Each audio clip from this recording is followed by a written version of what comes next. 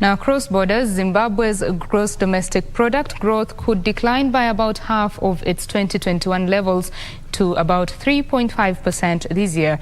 The IMF attributes the decline to a slowdown in agricultural and energy outputs owing to erratic rains and rising macroeconomic instability amidst a recovery in mining and tourism. Here are the details of these and others making headlines across Africa.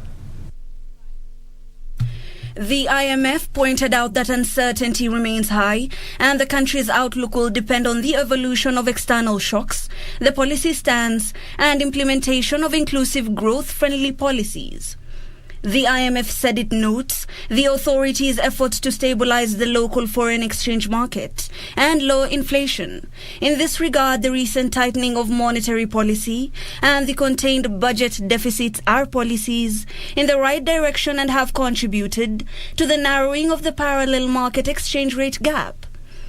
Zimbabwe's economy has been on a downward trajectory for nearly 2 decades. Meanwhile, Mozambique and the IMF team reached a staff-level agreement on the economic and financial policies that could support the approval of the first review of the program under the ECF arrangement.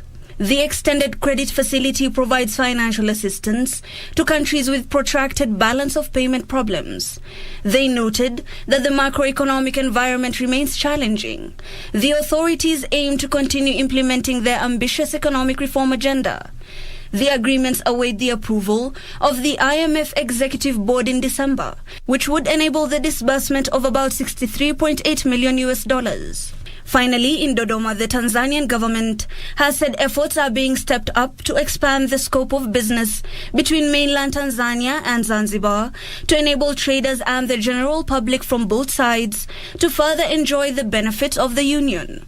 Deputy Minister for Investment, Industry and Trade spoke of the government determination as part of the efforts to expand trade between the two sides of the union. Some of the measures including sensitizing business companies and individuals to participate in trade fair organized on mainland or Zanzibar.